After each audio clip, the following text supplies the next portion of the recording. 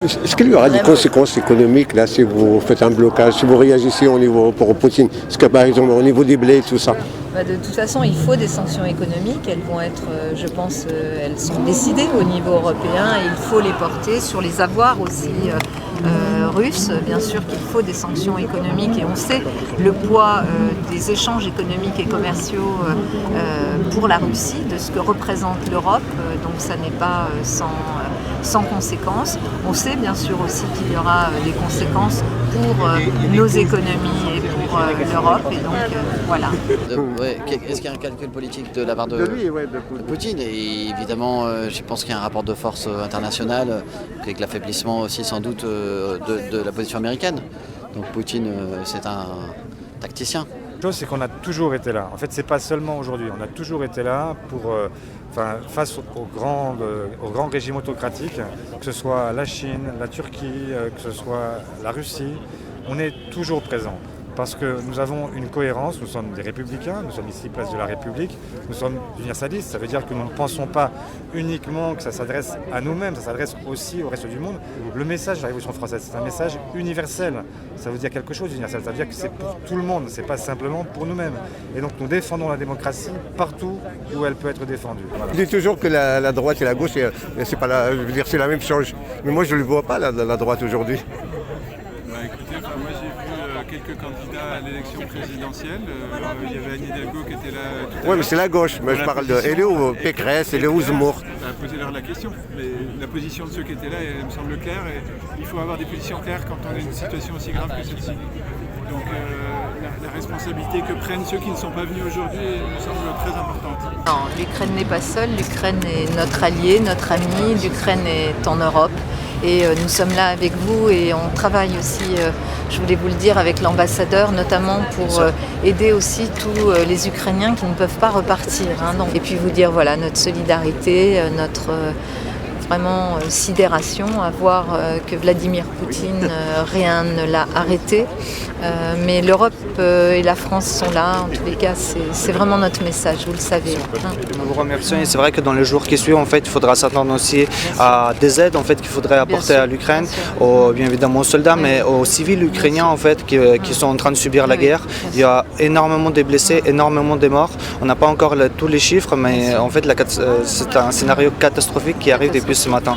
Et vraiment partout, très près de Kiev et partout en Ukraine, ce qui est aussi un élément de sidération pour tout le monde. Mais voilà, pour nous, la position elle est claire depuis longtemps. La position de gauche qui est celle de la gauche que j'incarne aussi dans cette campagne, c'est cette gauche qui n'a pas varié au fil du temps. Nous considérons que l'Ukraine fait partie de nos amis, a le droit à décider de son avenir, et y compris dans l'Europe, puisque c'est cette orientation que l'Ukraine a voulu prendre, que nous sommes avec l'OTAN, dans l'OTAN, que nous sommes aussi une voix singulière. La France a une voix singulière parce que nous avons un siège au Conseil de sécurité des Nations Unies et parce que c'est aussi notre rôle que de porter cette Europe plus forte qui doit résister aussi parce que il y a cette attaque terrible et on pense au peuple ukrainien, on pense à toutes ces femmes et ces hommes qui voient leur avenir, leur monde s'écrouler aujourd'hui. Mais on veut vous dire aussi qu'on sait que Vladimir Poutine essaye d'atteindre nos démocraties, d'atteindre l'unité européenne et l'unité française et qu'on va lui opposer justement ce type de rassemblement et aussi l'accompagnement des Ukrainiens. Je me suis prononcée bien sûr pour qu'il puisse y avoir des armes qui soient mises à disposition de l'Ukraine pour qu'elle puisse se défendre. Et bien sûr toute l'aide humanitaire que nous allons déployer et qu'on a commencé à mettre en place. Je disais, on vient de mettre en place une cellule d'urgence avec l'ambassadeur et la ville de Paris, notamment pour toute cette diaspora ukrainienne qui est ici à Paris et qui a besoin évidemment de notre aide.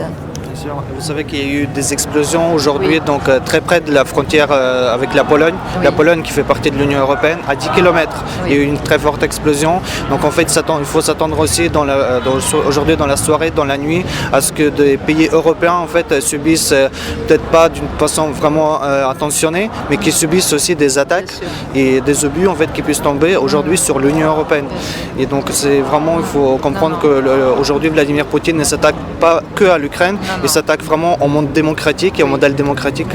Et au modèle démocratique européen qu'il attaque depuis plusieurs années de différentes façons. On a connu les cyberattaques, on a connu aussi sa présence au Sahel avec son armée secrète et on connaît maintenant aussi cette volonté de déstabilisation de toute l'Europe et nous on sera là dans l'unité. Je l'ai dit ce matin, nous sommes aussi à un moment démocratique très important pour la France puisqu'il y a une élection présidentielle. Mon message c'est un message de responsabilité et d'unité. Que nous soyons là solides, forts et que dans cette crise nous sachions aussi unir l'Europe et porter un message fort, notamment accélérer le pas vers l'Europe de la défense parce que ça je crois qu'il n'y a pas besoin d'en faire la preuve. Ce sujet-là est vraiment un sujet sur lequel l'Europe doit maintenant se mobiliser si on veut aussi se protéger et protéger nos peuples alliés et amis comme l'Ukraine.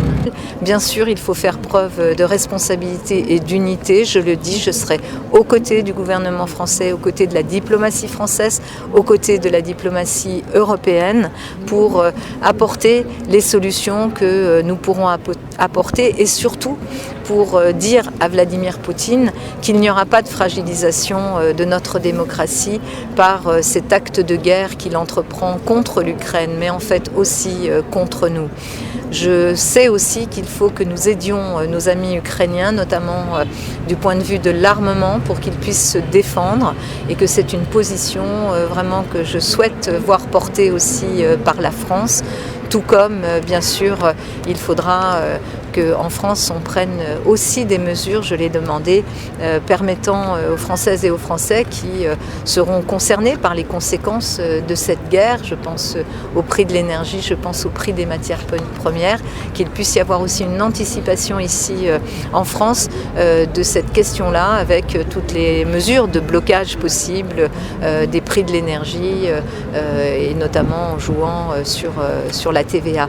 Donc c'est un ensemble de mesures sur lesquelles, je le redis, en responsabilité, en fidélité aussi à la famille politique qui est la mienne. Je vous le dis, souvent on me demande c'est quoi la gauche de gouvernement, de quoi vous parlez quand vous parlez d'une gauche responsable de gouvernement. Et bien voilà, c'est une gauche qui n'a pas varié entre hier et aujourd'hui quant à sa position sur la place de la France dans l'OTAN, la place de la France dans l'Europe, sa voix en Europe, la construction européenne, l'idéal européen et cette étape que nous devons accomplir ensemble sur l'Europe de la défense.